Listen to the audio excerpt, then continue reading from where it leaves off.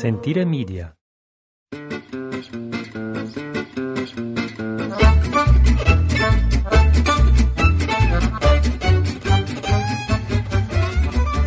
Hello there, and thank you for downloading the podcast from Italy on this 25th day of August 2020. Good morning, Ashley. Ciao. Good morning. This is our second take of this podcast. The first one we recorded yesterday morning, but it was dark. It was a dark podcast. He just felt like it was a downer. It was a Debbie Downer, so we're going to redo it. This Energy. Morning, energy and positive attitudes. It's 7:15 in the morning. It has been a hot August. This morning is cool and feels like September. It does feel like later in September. We're sitting outside. It's a nice cool morning, and the sun is not high. No, this morning's the first morning where we really noticed the light changing, and normally that sun pops up real hot, real quick over the little hill that lies to the east of the house. And this morning it kind of sat behind there a little bit. Now it's popping up. Well, the August, like you were saying, it has been hot. So this is kind of a nice reprieve from the heat. It hasn't been like years past by any means this year where we've had 90 days above 90 degrees kind of thing. This was just a hot August. It's been in the 30s for the whole month, but it should be. Of course. If all my nerdy... No, I have nothing to complain about. All my nerdy weather websites say that this is a normal weather pattern for the summer, so... It's been dry, though. I'm hoping for an Indian summer. Nice, long... Racist. I don't know if it is or not, but I'm part Native American. Deep family history. But for a nice, warm September. And then we'll take the rain at the second half of September and into October. Well, we're dry this year. We're not even close to where we should be for the year-to-date for the water, so we need it. Well, I want to start doing the fall projects. Today, we're going to start trimming the hedges, and we keep kind of going between hedges and projects around here, like trying to figure out what we're going to do to set up for fall early. Move the wood, but I got to start learning how to use that chainsaw. The valley is changing. The tractors are rolling around, picking up the last bit of the straw or the hay to feed the animals for the winter. Yeah, you can feel it. There's the change of the season coming. We heard the dogs, the packs of dogs with their bells around their necks. The hunters are out training them in late August. And God, you said they also start doing the rabbit hunts. I don't know, but the lepre for the jackrabbits. I didn't hear any shots. All I heard is dogs. Yeah, me too. More people on the forestale. The forestale are around. They're driving back and forth, checking for anyone who's hunting that shouldn't be yet. And more little Fiat Pandas driving slowly down the road this time of year. There's traffic on Candeliano. So it's starting to change. We're starting to feel like it's the summer's wrapping up.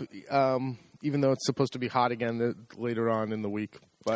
Well, before summer wrapped up, we got to enjoy Ferragosto. That's the culmination of summer in Italy, the biggest summer holiday. Of course, it's wrapped up to a saint's day. I don't remember what.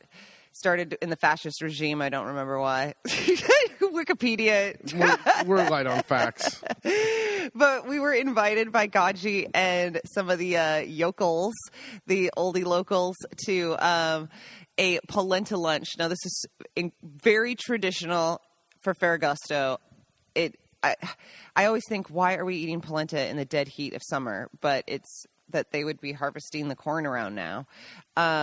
Not sweet corn, by the way. This is corn that they grow for the pigs and for polenta, correct? Yeah, and this is the firm type of polenta. So you up north, you'll find more of the porridgey fluid polenta that they'll put different things on top of. But this one is cooked firm.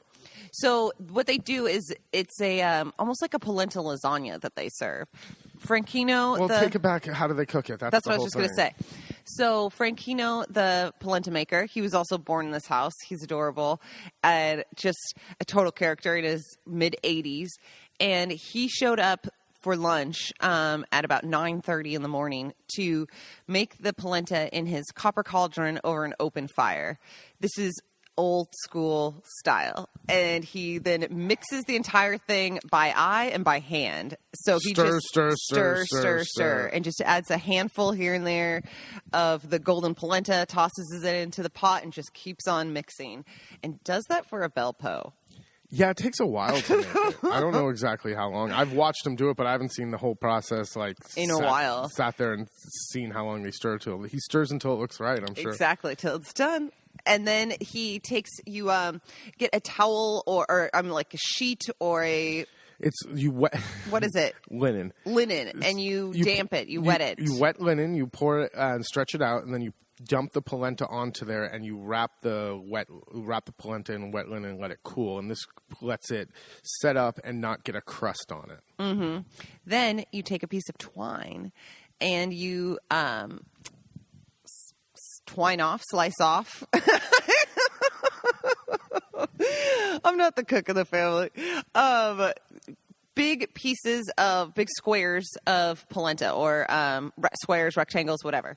And then from that, you then twine off, use the twine. What's the proper way to say it?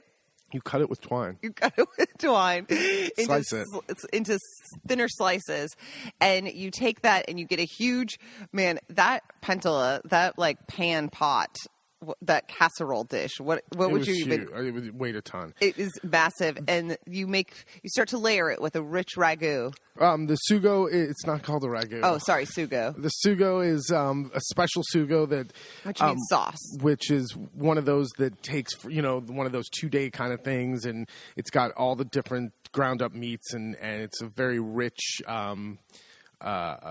dense, like oily, meaty sauce. Yeah, you 3 meats in it, I think. You wouldn't put this over pasta. This is totally just for this dish. And you make basically a casserole. Think of a lasagna without the pasta, but with polenta slices instead. A little bit of sauce goes down, a slice of the polenta, or a layer of the polenta, a little bit of sauce over the top, and grated aged pecorino, because they wouldn't have Parmigiano Reggiano because that's from Emilia. That's from further up north. They were sheep herders here. They had a lot of sheep. And you fill it all the way up. No mozzarella, nothing like that. And then you just kind of let it... No mozz? No mozz. Then you just let it sit there for 10, 15 minutes, and the polenta soaks it all up. And it is not a light dish. No, and these people pack it on. Like, we were probably 15, 20 of us. Yeah, probably 20. And we were probably the youngest by 20 years at least. And these people not only had first plate, which was a heavy serving, but Rosanna went back, Gaji's wife, for 3 helpings. These people eat this. It's impressive. It's impressive. 2 things. Usually when we have this in other years, it's been like sweltering. It's been sweltering out, and it's not what you want. This hot, heavy, steamy. No, it's not light and fresh and crisp. It's not what you think of as summer. Nap inducing. Yeah. This year it was overcast. It was overcast that day, so it was more palatable. But I am impressed. These people eat that stuff. Well, also because it wasn't that the meal was ending there. No. So meanwhile, at the grill, that was the second course. So first course was antipasti, was just some crostini and a little bit of grilled vegetables. Mm-hmm. Pretty light. Then there's the giant plates of polenta, and then for the third course, or the secondo, was mixed grilled meats, and they did sausage, ribs, and spiedini skewers, and then just a vegetable salad, like from someone's garden, tomato, cucumber, mixed up. But the amount of there was so much food. Oh my God, the meat was delivered to the table in a vat. That was like a tub of meat that they'd walk by and be like, which meats would you like? Oh, take more. And it was like, oh my God, I've already had 2 servings of polenta, and I was served on the light side compared to the amount of everyone else was eating, it seemed like. And then just the meats. And then the salad was great. And after that came all the desserts. Yeah, we brought dessert, and we were one of like 10 choices. Crostata, the jam tart, which is everywhere, every restaurant house. This is what you keep with a tea towel over it, and you just serve it all the time. Breakfast, lunch, dinner, dessert, whatever. There was some strange, like, apple eggy cake. Someone made pastries and filled with cream, some filled with Nutella. Like, it was all out. Oh, and then those rolled things. The rolled cakes, yeah. I forget the name of those. There's a name. Rollatini. No, there's a name for them. But it was a ton. And then the grappas and yeah. the homemade digestivi. And the good wine, like none of the wine had a label on it. It was all just, oh, I got this when I went up to the Veneto, and blah blah blah, and some homemade, some, nothing was labeled. It was all the good stuff. They took old glass water bottles, and they would fill it up with the loose wine and serve it at the table. It was fantastic. It was perfect. And then, of course, all of the kind of shit talking and, just everyone starts to tell old stories, or they tell us great old stories about the house and with Franchino and his sister and brother there as well. And they tell us other stories. It's just crazy to bring this old place to life from hearing their past experiences here. But then it's fun to see Gaji get flipped shit, or I don't know. I love it. I love the old banter. This was at a church between our house and Piobico on the back off the main road. It's called San Donato, and it is a church that is used. It's not abandoned, but it's used a handful of times a year. And the Rovero, Gaji's neighbor, he had the keys. He's also the one that made the sugo for the polenta. And so after the lunch, it started to sprinkle. And, of course, everyone begins to melt in the rain here. Oh, Gaji just called. And he took us all on a tour of the private quarters of the priest from the house. And like Jason said, it's been abandoned for probably 50 plus years or so. No one's lived in there. But just to see...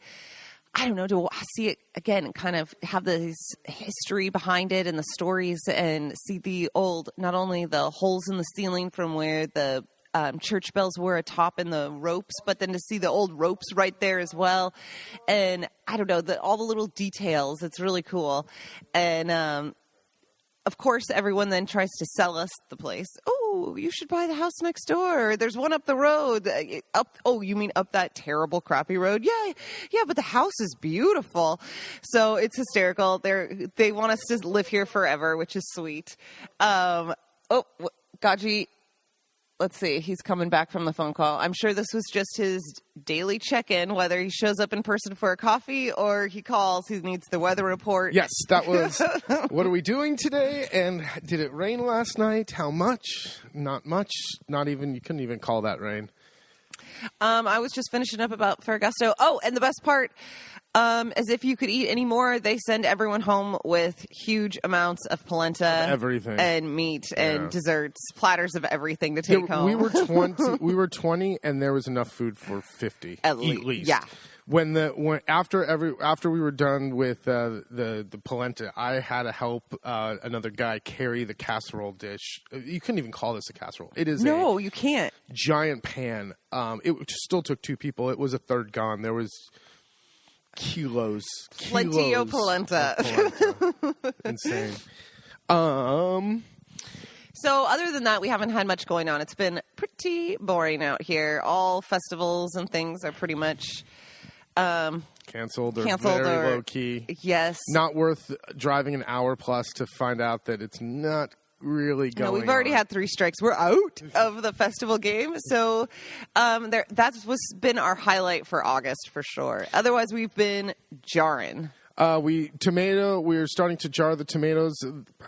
This year, it's half the production of normal years. It's sad because we started it all by seed this year for the first time, and they looked fantastic. Well, we personally started them by seed. Yes. Our tomatoes are started by seed every year just by someone else. True.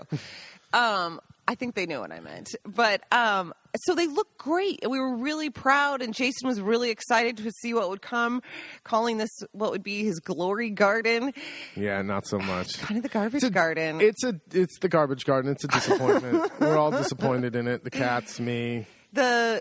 The wet mornings set in too much on the leaves for the tomatoes. It looks like it should be the end of September, October. Yeah, the second half of June and the first half of July was rough for the garden because while it was warm and beautiful during the day, it would get really chilly at night and in the morning, and it would get into 8-10 degrees in the mornings and dewy, and the tomatoes did not like that when they were young. Nope. And they never really bounce. Come on, bounce back. Come on. So tomatoes are lackluster. If someone just came by and saw the amount of tomatoes, they'd still think it was good. Plenty. No, we usually have hundreds and hundreds of kilos. I do no hyperbole. It's usually there are tomatoes everywhere, and this year not so much. I'm looking at 2 crates. There's more than 2 crates. So we've made so our tomato production for jars is going to be low this year because we have to give. Gaji needs his 50, and then Carolyn and Luke, and then we'll do the rest. We'll keep the rest for next year for the Yeah. guests. But it will not be like years past when not only we are sick of tomatoes, but the chickens are too. yeah, they stop eating the tomato scraps. No, so note to anyone listening: do not put your tomato scraps if you are doing this into your compost. Oh, the seeds. Man, it just is a mess. When we use the compost dirt, the good stuff that's composted down in the flower beds and beds for the raised beds for the like carrots and things like that, the amount of tomatoes that try to sprout up because we used to just dump all that sludge into we seed the tomatoes, so it's just all tomato seeds, and you throw it in the compost, and it is, when you use it, it's amazing how many tomatoes sprout in your flowers and everywhere. It's like we can have tomatoes growing all over the place here. So note to any gardeners, tomato tip, don't do that. When we're not jarring, I've been trying to go out and pick berries. It's still a little bit early, but you have to be on your berry game out here because oldies from afar will show up in little Ape 3-wheel trucks with homemade devices and contraptions and claws with buckets on the end to clean out the fruta di bosco, the wild berries, the kind of blackberries. We only have one. We have more, the blackberries. And from year to year, it depends on the rain and the weather. And this year, there's not a ton of them, but they're good. Yes, and I've been going out in the evenings, but man, sometimes those like horsefly evening flies just start to attack. So, and I've been scoping. It's a little early. I think at the end of the month, give it another week or so, and I could come home with a really good pick. I haven't ever come home with enough to make a full-on pie. That's always been the goal. Jason's like, should I be baking dough? And it's like, no, not yet. So they're not really enough for jarring, but there's always a bowl of wild blackberries sitting on the table. They only last about a day or two, day and a half, too, before they start going bad. But well, it's a good thing I eat them by the handful. Other highlights of this. Oh, we harvested the corn. Yeah, the corn was okay. It was short. I don't know what happened. We grew sweet corn. I smuggled seeds back from Seattle, and I don't know, they did not grow tall. Like, you could not do a corn maze in that. You'd see right over the top. No, but the corn was okay. It wasn't super sweet, but it was okay. It's better than what we could get here. Yeah. Carrots are still looking good. What else is going? The pumpkins are getting humongous. Pumpkins are almost. Peppers are rocking and rolling. Yeah. We had a lot of cross pollination this year. We've already talked about that. I know, but it just some of these peppers are super spicy. Gaji got all pissed the other day. Yeah, the sweet peppers are spicy, and the spicy peppers are not that crazy. He was like, "Good God! I touched my eyes the next morning, and it was still burning from your peppers. Never grow those again." He likes to make grand proclamations of what we're not allowed to grow again. If he doesn't like it, it's not allowed to be grown ever again. He was talking about it yesterday with the tomatoes too. The ones that we're never again. Other highlights from this month. Oh, immigration. We're done with immigration. I guess we took a break from harassment of the prefettura, the immigration office in Pesaro, for the holiday over the summer. It's pretty much useless to keep calling them because there's no one in those offices. No, I'd been sending an email every week or two to follow up and for the citizenship, like Jason was saying. But in the meantime, we needed to get our permesso di soggiorno, our permission to stay, renewed. We talked about that a couple podcasts ago on bitchin' about bureaucracy. And so we were able to go and do the next step of the permesso, which was the meeting at the Questura at the police office in Urbino. Yeah, pretty uneventful. Bring them a few other documents and our photos, redo the fingerprint scans, and now we just wait for the cards. And that card can take anywhere from a couple of months to one time it arrived expired. It did. It totally It arrived expired. You can't make that up, folks. Nope. So we like to take bets on when it will get here. It'll get here when it gets here. 2 weeks. We did what we're supposed to do. Now it's just in the hands of the Italian state. Slow and steady. How How about we do some listener Q&A? All right. First one was I've gotten so many emails and whatnot, just checking in on your arm and people being so sweet to follow up and see how you're doing. Oh, the arm is good. The mobility's better, but no strength. It's slow. There's not a lot. You still can't do I can't put my arm above my head still. no, or straight across from like 90 degrees. Getting better at that. Getting better, but not quite. It's just no strength. Like we harvested potatoes the other day, and Gaji was doing all the hard work of digging them up, and all I was doing is picking them up. And by the end of a morning of doing that, I was shot for the whole day. And that was over the weekend. Those two are a mess out there. They both are so ornery and want to be in the garden and do work. Jason, you know his story. We told you before, Gaji, I think, that He fell down some stairs. A month, over maybe 6 weeks ago. It's the beginning of July. Was it the beginning? Yes. Okay, yeah. So, and his shoulder's still. He thinks he dislocated his shoulder. I don't know if it ever got put back or was dislocated or not, but he still is slow and sore. Won't go to get it looked at. I go, you work in your studio has an orthopedic surgeon there. Why don't you just tell him to look at it?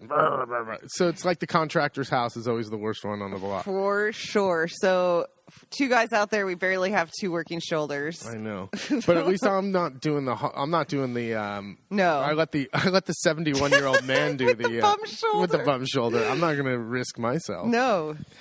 And there was another question about driver's license. Yes. Bonito had sent us. It's in the other room. I know, it's okay. He wrote to us about moving to Italy and how to get a driver's license as an expat. And his brother or his friend was driving around. A friend had been living here for years and has been driving around on an American driver's license with no problem. But he is moving here and wants to start a business and do it all right and by the books. So he was curious the proper way. So you've come to the right place because we have both stories in this house. I have been doing exactly what your friend has been doing, is driving around an American license for quite a while. Wait, quite a while from day one. Day one. So when we came, right before we came, I got my license renewed, and that was good for 10 years. So as a North American, I believe Canadians are in this mixed with us. We can't simply take our valid North American driver's license and transfer it over. Many other countries from crazy places where you'd be like that, you can transfer that license. Yes. And it has to do because we found out because of the transmissions of cars. North Americans don't really have a lot of experience with manual transmissions. And that's 90% of the cars you see here. So and a big part of the test. And it's a big part of the test as well. So it sucks. It's like 750 to 1,000 euros and to enroll in the school. It's best to go ahead and just do the school enrollment, even though it freaking sucks for the price, because they take care of everything. The administrative part. All the administrative part. They take care of setting up the dates for your tests and things like that. You can absolutely do it yourself, and you would just have to get your own packet together and all the all the wire transfers you have. You're paying for a service. I have no idea how you do it, but there's a way. And it's the test is 40 questions. Oh yeah, so the test is a pain in the ass. It's 40 questions, true, false, and because they're true, false, they try to get you. They try to trick you with slips of the language, and it's hard for a non-native speaker. It's hard for Italians. I go to these classes with these teenagers, and they are sweating this test out. It's just stupid. Like the whole thing. Is that an ignorant thing to say? It's just stupid. It's stupid, you guys. It's just a boring. It's not a very interesting subject, and the way everything's worded is very frustrating, and then it gets in your head. So you start overthinking things. So you'll read a question, it'll be like, you should always stop at a stop sign. And you think, well, that's too easy. It can't just be true. Like there has to be, well, there has to be a modifier or something. Well, it's not true, because what if there's a agent, like a traffic person there, and he tells you to go, then you shouldn't be stopping at the stop sign. You should listen to the agent. So maybe it is false, because it's not always that way, right? Exactly. And you just get up in your head, and you end up getting stupid things wrong. So, I'm doing it now. This is his third attempt, I think. Not attempt. Well, he's never taken the test. I've never taken the test. I've gotten to the. He's done the doctor's visits. He's done the eye checks. Oh yeah, I forgot. There's ancillary fees. Don't forget about the ancillary fees. So the $750 to $1,000. That's for just the school. Then you have to go to get the tests. And the test. Then you have to go to a doctor and get a €70 certificato medico, medical certificate saying you're not crazy and you're fit to drive. Even though they don't take any blood pressure, that weight, is a racket. The guy printed out a form, checked all the no boxes, signed it, stamped it, and handed it to me and wanted €70. Without asking you a question. Didn't want to know anything about me. Then you have to go get an eye exam, which is €40. And that's where you discovered you were colorblind. I'm not colorblind. There's a problem with those tests. It's the green and reds. And then there's got to be another Marco de Bolo or something. I don't know, probably. Photos. You have to get photos, oh, yeah. which is €10. So, there's another 100 or €200. It adds up. In other fees as well. And normally you have to do X amount of hours at the school before your test. The classes are, at least the one out in our place, are pretty lame. It's just they give you just do the test. And you sit there and you do the test. He reads it off, you do it, and then he tells you the answers and goes over it if anyone has questions. And that's all you do. But thankfully now there's a bunch of apps and stuff. When I did it years ago, it was just a book and practice books. And it was just oh my God. Yeah, but you sit there with a bunch of teenagers and they talk, and it's I can go home and do these tests. Well, now you can do it. Now they do it on Zoom and stuff. Now it's totally. Exactly. There's no school anymore. Well, that was the crazy part too. He was about to take it. Oh yeah, I was ready to do this right before the Rona hit, and I didn't have my date yet, but I had. You were all studied up. I was all studied up, and I was in there with the guy. You had your medicos. Yeah, all my documents were ready to go, and we were going to make the date, and then Corona hit, and they closed the school for 4 months. They closed all of this for 4 months. So then, once it opened up again, contacted them, and it's they're backlogged forever. So contact me in September. So now I forgot it. This information's so boring and dull, my brain rejects it as soon as I stop studying it constantly. So I have to go back and restudy all this stuff again. Well, hopefully you don't fail the test. No kidding. No kidding. So those were the listener questions this week. If you have any more. Oh, also on that, I think he might have mentioned, or at least I know other people, especially who are moving here, say, well, I should be fine. I've got my international driver's license. That doesn't really do shit. No, the law says within 12 months of being here, you have to change it over to an Italian license. Yes, and the international driver's license is just a standardized form for international police to be able to understand and read your driver's license so they can find the pertinent information immediately. Otherwise, it's not a valid form of much of anything. Would you agree? Yeah, it's just it's a way for them to read it. Mm-hmm. So you're correct, Benito. If you would like to follow the law, you will get here to Italy and pretty quickly sign up for a driving school. They're everywhere. Yep. They're absolutely everywhere. And then enjoy. You'll be like, oh my God, I can't believe I'm freaking doing this. I've driven for 25 years or whatever it may be. But stick around. I think I'll read a couple chapters from the book as well. Oh, don't say that. No? Do you think you're going to actually do it? Yeah. All right. I'll read a chapter. I haven't done it in a while. Is it going to be today or just a day? We'll see. Domani. No, because we got to keep it. We got to keep it fresh. What are we at for time?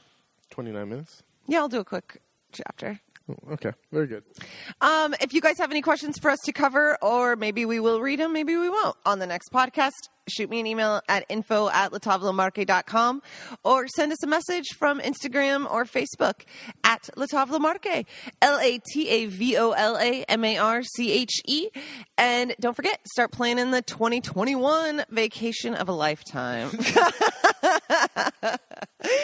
All right. Thanks, you guys, for listening. Have a good one. Ciao, ciao. All right. Thanks for sticking around and listening to another chapter summary from the unpublished, unfinished, untitled book about our first year living in Italy. This one is totally apropos to what we were just talking about on the podcast. I did not even realize this until I just opened the Pages folder. And sure enough, chapter 28, A History of Polenta. All right, here we go. Remember, stick with me. I haven't read this in years and years, so this is the first time reading it as you guys are hearing it. All right. As the dusk slowly creeps across our valley, blanketing the rolling hills in a soft pink light, and the cicadas buzz high above in the trees, we build a fire in our front yard, erecting a wooden teepee to cradle a copper cauldron. The massive antique pot holds lava-hot golden polenta, being patiently stirred by hand. This will be our dinner. Tonight, the local polentone, or polenta maker, Franco, who has been making polenta for over 50 years, came to our farmhouse for a very special dinner. Salivating mouths with hungry bellies hover closely to see how polenta, stone-ground corn from the fields, has been made in this area for centuries. It's not only a memorable night for us and our guests, but also Franco. He was born in our house over 80 years ago. Small in stature with a big heart, Franco is the local all-around handyman. From working in the fields, leading the transumanza, trimming trees in town, directing traffic at festivals, and an avid basket weaver, he is a true country Renaissance man. Franco brings the history of the house alive for us, telling us stories of life at Cacomone in the 40s and 50s. Will you take me to see the room where I was born? He asked. In the first apartment at the top of the stairs, I unlocked the door, and he silently wept. Holding my hand almost as a way not to drown in the flood of emotions, he grips me. Franco tells me how the layout of the house used to be and where his grandmother slept, where the padrone, the landowner, and his family slept, and even an old hidden staircase, which of course got my imagination running wild. I still, to this day, want to open the wall and find out what is in there. The ghosts stirred a bit as we heard firsthand old stories of our house and the families that had lived here before us. Now back to the polenta. While stirring the thick polenta, Franco explains the history of our dinner to the group of British guests. Actually, he speaks in Piemontese dialect, and I try my best to quickly translate that into Italian in my head and then into English out loud. For hundreds of years, the men of this area would head into these exact woods to hunt for dinner. Upon returning, the women would make a deliciously rich sugo out of whatever meat was brought home. Then the men would build a great fire and slowly cook the polenta, mixing it by hand in a copper cauldron for about an hour. Thick like porridge, Franco poured the polenta onto a long wooden table topped with a wet sheet to let it set up and dry out a bit. A glass or two of wine later, using twine, he cut the polenta into thick squares and laid them into the biggest baking dish I've ever seen. Then, essentially creating a polenta lasagna, layering polenta, the most delicious meat sauce, using 3 types of meat and porcini mushrooms, and tons of grated pecorino. Serve. There were more than 20 of us that night, but Franco made enough for 50, just like we talked about on the podcast. Once his work is done and the fire put out, this little old man can eat. Seriously, you'd never know looking at Franchino, but he finished not 1 or 2, but 3 plates of polenta and then headed for the antipasti contorno table filled with salads and veggies, again 3 times. Where does he put it? Well, Franco let me in on a little polenta eating secret. Don't drink water, wine, niente, nothing while you're eating the polenta. It will make the polenta expand. Only after you've finished eating it, you can quench your thirst. I wish I'd listened to him, because after 1 big plate and a few glasses of wine, I was TKO'd. Watching Franco recreate this meal is surreal. I think how far we've really come in all these years. here we are in the country eating the exact same meal that hunters of this area have eaten for centuries, using the same techniques today as the men before us, savoring every single bite just as they did. All right, that was a short and sweet one. The next chapter coming up will be Truffle Mania. So as you can tell, we're right on schedule for heading into fall. This will be perfect for the next podcast. And thanks for sticking around to listen to a little ramblings of the book and a little more story on Franchino or Franco, the local Polentone. All right, have a great day, everyone. Ciao, ciao.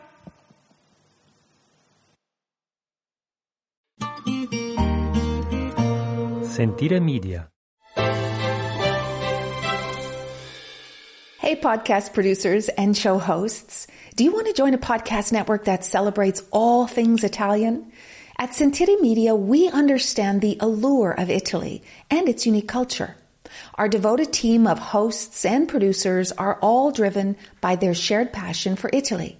And we work tirelessly to create the best lifestyle podcasts and content that will whisk you away to the very heart of Italy. With us, you can savor the mouth-watering flavors, get lost in the stories from the past, break down the cultural barriers, and truly immerse yourself in the vibrant traditions of this intoxicating country. If you have a great podcast idea or are already in production and would like to join Sentire Media, head over to sentiremedia.com, that's SENTIRE media.com, and find out how to submit your show.